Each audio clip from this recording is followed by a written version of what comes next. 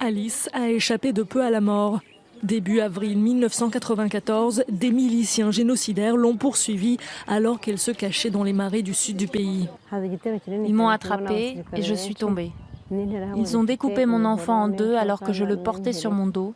Et puis ils m'ont frappé plusieurs fois avec une machette et coupé la main avant de me laisser. Ils me croyaient morte.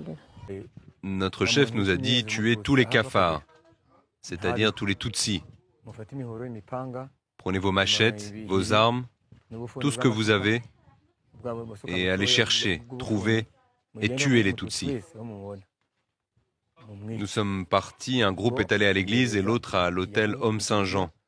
J'étais dans ce dernier groupe et nous sommes donc venus ici. Nous y avons trouvé beaucoup de Tutsis, nous avons commencé à les tuer à coups de machette.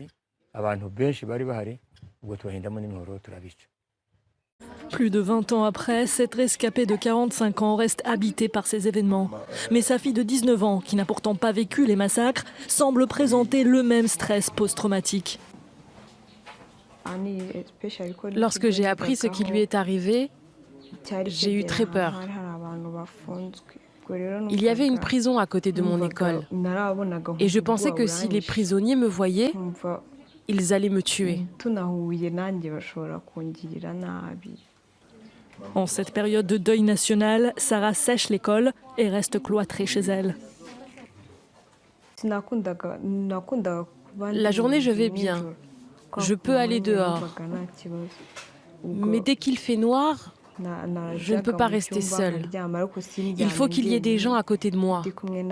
Pendant les commémorations, on entend beaucoup parler du génocide.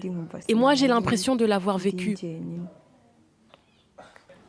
Ces états de stress post-traumatique transgénérationnel, souvent la conséquence de non-dits, ont fait l'objet d'études auprès d'enfants de rescapés de la Shoah. Au Rwanda, cela se déclenche souvent lors de la diffusion de films sur les massacres.